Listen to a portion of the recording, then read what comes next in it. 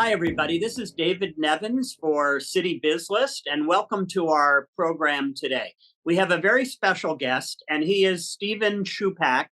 And Stephen is the Executive Vice President and Station Manager of Maryland Public Television. Stephen, welcome to our program.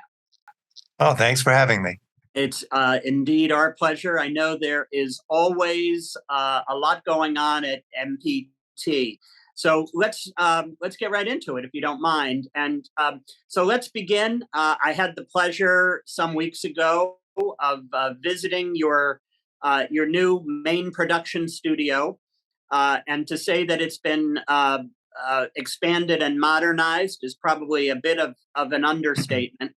Tell us about your new studio. Let's begin there. How did it come to be, and what kinds of things do you use it for? Well, it's called the Edward H. Kaplan Production Studio. It's a $10 million endeavor. We began talking with state officials over 20 years ago and began planning and expanding. And we've had a lot of high-profile clients come in, like HBO and others, and said, we'd really love to use the studio. It needs to be a little bit bigger, higher ceilings, etc., different lighting.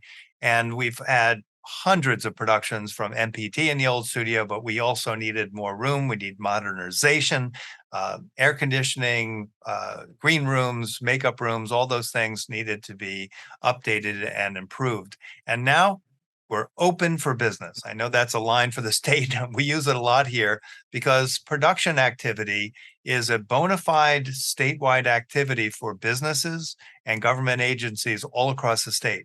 And this is an asset that belongs to all of us. And we're very excited about it. And the capabilities are endless. We've already begun production in our studios, and we have a lineup of new shows that are coming in. I'd love to tell you more about. And we're just really, really excited about it. The possibilities are endless. Stephen, I understand. First of all, let me say kudos to my former colleague, Ed Kaplan, from the board, who obviously helped to support this initiative. And what a generous and wonderful act on his part and his family's part. But I also understand. I mean, this studio is significant up and down the East Coast. If it is it not? I understand it's the largest from for miles in every direction. It's true. It's certainly the largest in the mid-Atlantic area. And most importantly, it's on par with studios in the major cities like Chicago, New York, and Florida, and Los Angeles. There are bigger, but ours is huge and capable of housing live events. For example, we're planning on having the Baltimore Symphony Orchestra in there, the Morgan Choir, as we've done in the past, the Soulful Symphony, all of these fabulous productions. But we've already booked many things into the studio. One thing that's created real buzz around the state is a copy of Antiques Roadshow. We copied that a number of years ago and toured it around the state. We started in our old studio, and we didn't really have enough room to do it properly. So we began touring it around the state, and thousands of people come with their antiques and their collectibles and their jewelries, even their firearms, everything. They kind of bring them and they want to get them evaluated. And we are bringing it back into our new studio this June. So tickets will be on sale soon. We're beginning to line up all the appraisers. We had 28 appraisers, and people love it. They come out and have a great time. They bring their friends, their families. One family brought their dog. It's just a great event. Everyone has a good time, and it's called the Chesapeake Collectibles. And each one of those appraisers has become a rock star in their community, and they get recognized on the street and everything. It's a lot of fun.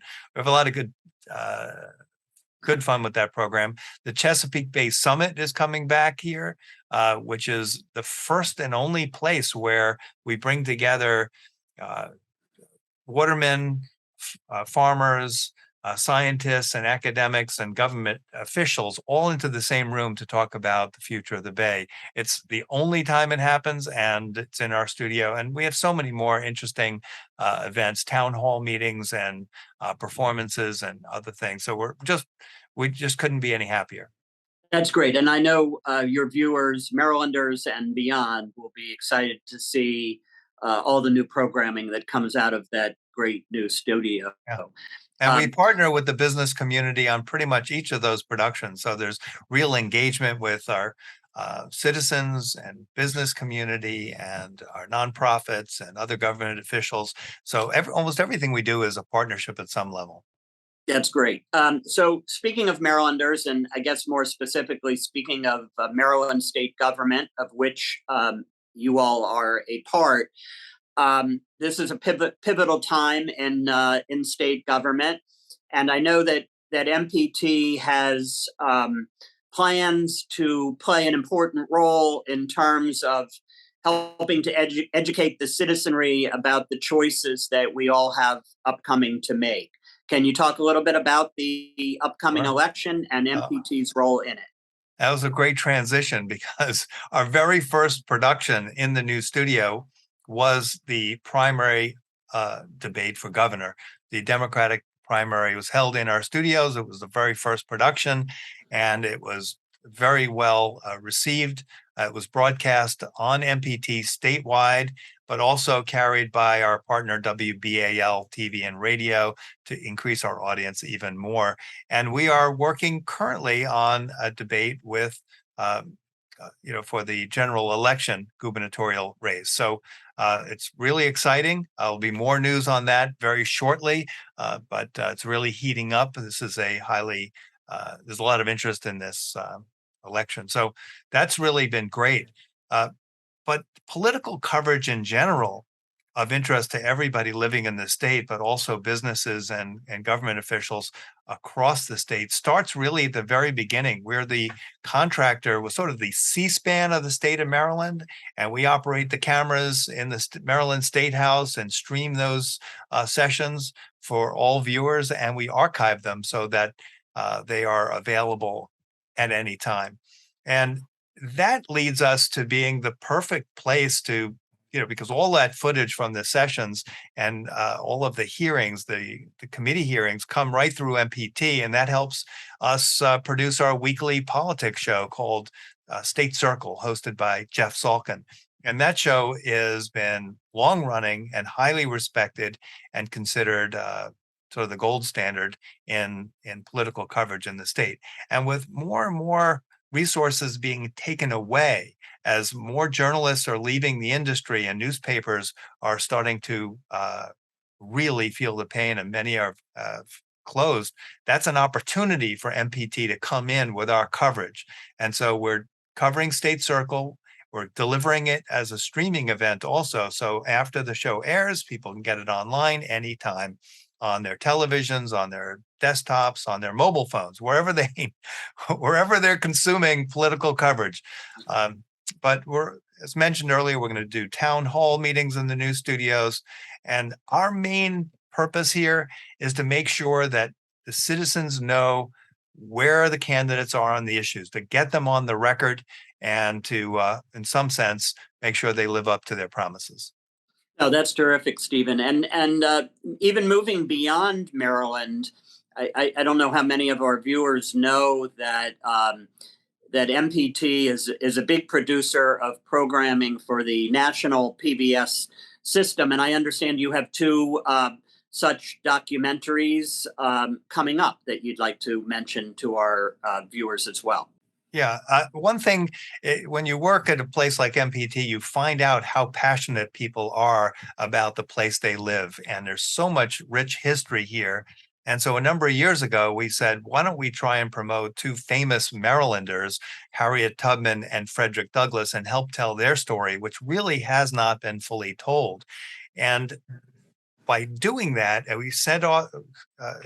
we approached the Maryland State Legislature, and they were able to grant us the funds to kick off this production. And since then, we've brought in major companies. We have DirecTV, and we have Pfizer, And we have Bowie State, for example, coming in to help us promote this series across the country.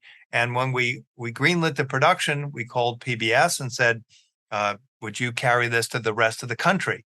And they said yes. So not only will it play on MPT statewide, but PBS is going to bring it to the whole country and make a big deal of it. We're partnering with Firelight Films and their famed storyteller, Stanley Nelson, who's an Oscar-nominated filmmaker, and we are thrilled with the program. It's now done, and it premieres on PBS and on MPT in October. 2 separate nights. We're making a very big deal about it, but the core, the most exciting thing is that it comes with fully vetted Maryland State Department of Education based curriculum, has approved a curriculum for the state. And so every school will have it through our learning portal called ThinkPort, and all students will have access to it. And informal education, people like caregivers, etc., will also have access. It's really just a win-win, and states are going to get access to that same material through PBS Learning Media. So we're getting the word out about these famous Marylanders. I just as a goof, I decided to Google Maryland famous historical figures, and Harriet Tubman and Frederick Douglass are on the short list. They come up every time in a search. So we're where we should be telling these historical biographies.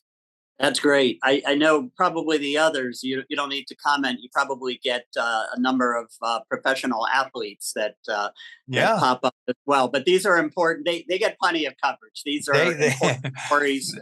These are important stories for you to tell, and we look forward to seeing those programs. Switching gears completely, Stephen, and we only have a moment or a minute or two left. You have unlike public television operations, I guess I will say, around the country, you've started a unique venture, an in-house advertising agency. Tell us a little bit about that and what its purpose is. Well, we started the Maryland State Ad Agency a few years back, starting with the opioid crisis, which is the governor identified as a huge problem. And that led to us working on the 2020 US Census. And in both of those cases, we exceeded expectations and delivered far more impressions than originally projected and budgeted. So they're thrilled with us. And now we have 16 active campaigns, everything from COVID to problem gambling and on. And we're killing it. It's good, going great. Very, very pleased. Our clients are thrilled.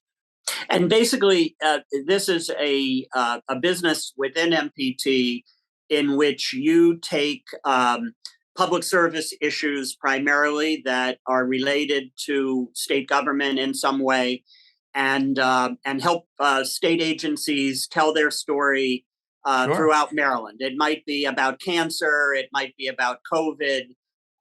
Correct me if I'm wrong.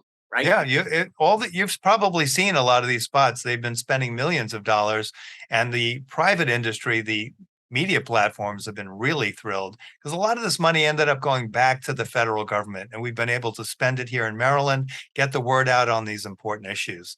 So it's been a win-win. So I'm going to ask you one last question, and we really are just about out of time. I apologize for that, but it's been so interesting. I know that much of what MPT is doing now, despite the wonderful national program, is local, doing programming that Marylanders are interested in. And you have something coming up, Maryland 5-Star. Right. Take a minute, Stephen, and tell our viewers about that. Yeah, it was many years in the making, and the bottom line is that if it has Maryland in the name, we're interested. The Maryland 5-Star is the top level of equestrian events in the world. The Olympics are 4-star. This is 5-star, and they came in last year, and we had 20,000 people see it live in Cecil County, but 120,000 saw it on MPT. And that got us so interested, and the audience was so great over 4 days that we're back this year, and we're going to be the official sponsor. The the coverage was dazzling. A great television production. Our viewers loved it. And this year we're adding in things like the Maryland Cycling Classic and also the Towson versus Morgan State NCAA football game. This is one that the cable networks didn't pick up. So that'll be the battle for Greater Baltimore. And we're going to have a little fun with that. And a lot of this we're promoting with our Maryland Sports Desk. So we'll line up these sporting events. And Jim Hunter, formerly the voice of the Orioles, anchors our sports desk. And we'll give a quick look at these events. But 5 stars, I think 12 hours of live coverage. So it's a very big deal. And we're back again this year. I think it's just a wonderful thing that public television station that you've expanded your mission as you have. And whether it's news or politics or even sports today, but also the coverage of prominent Marylanders who haven't been well enough covered.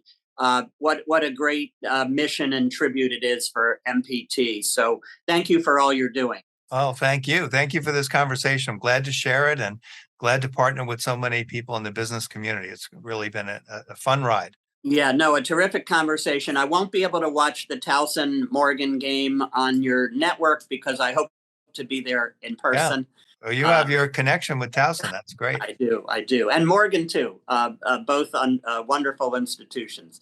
Anyway, Stephen, thank you for joining us today. Our guest has been Stephen Schupak.